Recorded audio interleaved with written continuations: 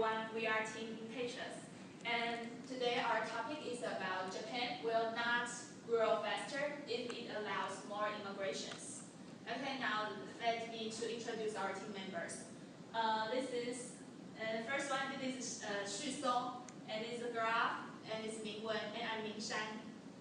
Okay, now let's go into our topic. Okay, now the problem is that Japan is facing the situation now. Their GDP growth rate is slowed down. So many people want to know what happened to Japan. So some people just think about maybe it is because of the aging population or because of the shortage of labor force. So they just recommend Japan to open their labor force market to let many immigration to go into Japan to work. But however, in our opinion, we think it is not the real problem. Actually, Japan has so many other serious problems they are facing and cause their economy worsen. So I'll let Xu Song and Graph to introduce you about the problem. From the graph, we can easily see that Japan is just experiencing some trade deficit, which means that its export is less than import. The reason for this is because that Japanese currency, yen, has appreciated about 35% against US dollars. And when the prices of the goods the company wants to export increases, the demand from the foreign demand just shrinks a lot. And decreasing demand leads to a lower production for the exporting companies. And this definitely has negative impact on the GDP. However, things could be even worse.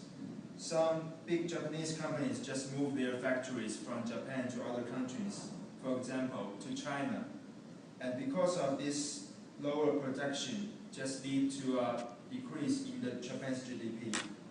The idea behind this relocating action is that those companies just need to pay a much lower wages than they have to pay in Japan.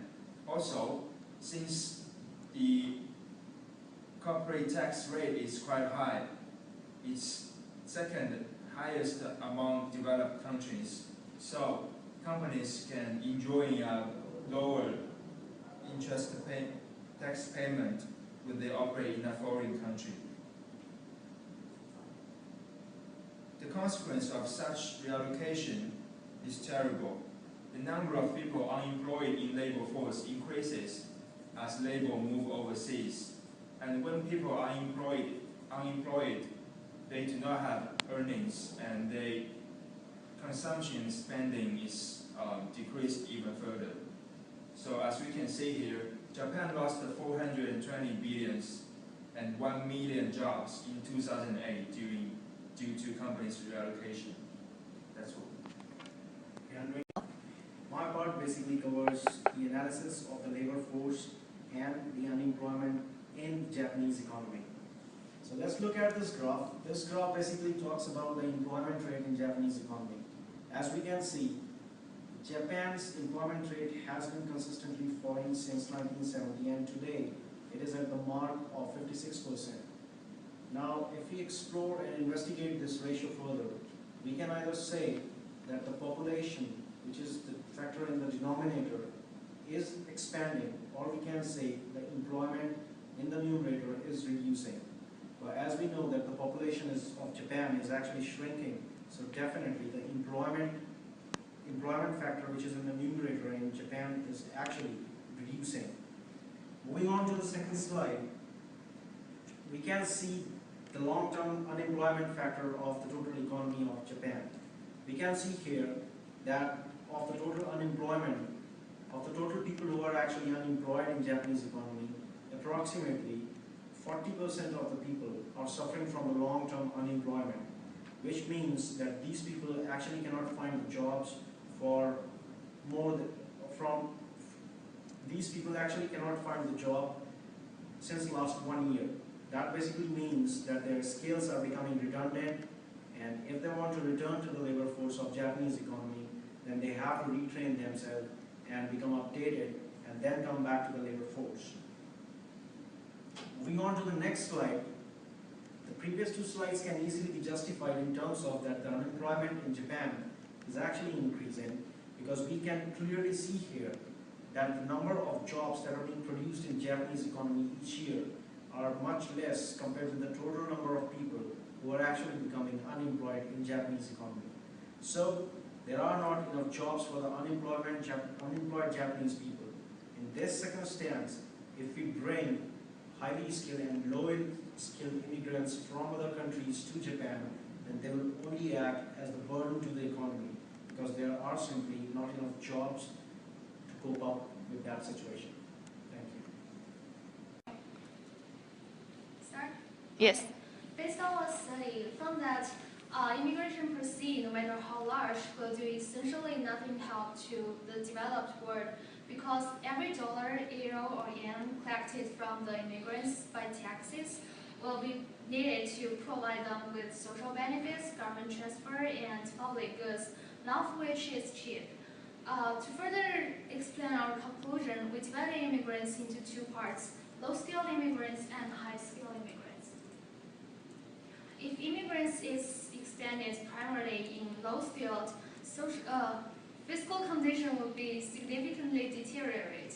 Bringing too many low-skilled immigrants too quickly risks increasing competition among low-skilled jobs and reducing earnings of low-skilled native-born workers. Based on immigration economics theory or Chris-Wick, low-skilled immigrants tend to have a negative effect on low-skilled native-born population, and therefore has a negative effect on native economy as a whole. The only policy that will help developed world to face this demographic dilemma is to expand high-skilled immigrants. The main problem we're facing is that whether paying for high-skilled immigrants worthy.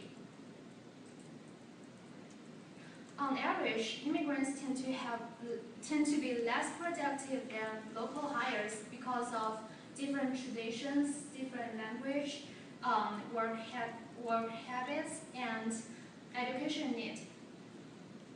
To attract the right immigration, governments like doctors, nurses, and engineers, and keep them, Japanese government need to pay them more.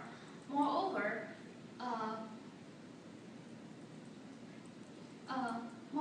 massive increases in high-skilled immigrants is required to have a meaningful impact. Where would such worker come from? The answer is developing world. But whether the developing world has a sufficient number of such workers willing to immigrate remain an open question. But no matter what the answer is, it would be a very costly brain drain.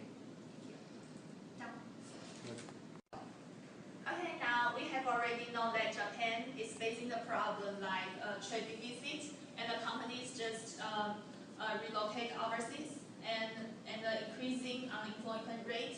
So we are just trying to focus on the problem and try to find some solution to Japan. Okay, let us just focus on these two formulas. As we know, the consumption, investment, government, and net export, and about labor force are the factors that can affect GDP. So we are focusing. On these factors and try to solve the problem as well. First, we are just focused on the consumption. As I think somebody will think maybe we can suggest Japan to stimulate the consumption.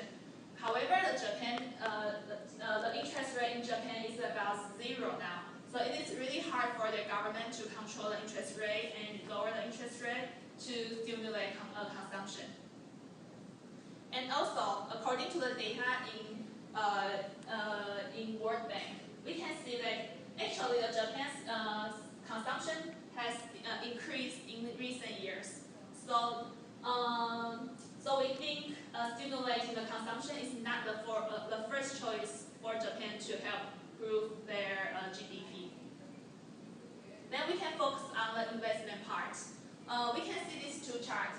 This one we can see that compared to other main countries in the world, Japan really has a very small amount of foreign direct investment. And also, Japan is facing the problem that the net foreign direct investment is negative now. So we strongly recommend Japan to attract more foreign direct investment. It is because that the foreign direct investment can not only improve their infrastructure, and they can also attract more higher technology in Japan, and also to create more jobs and solve the unemployment rate problems in Japan. And third, we can focus on the government part.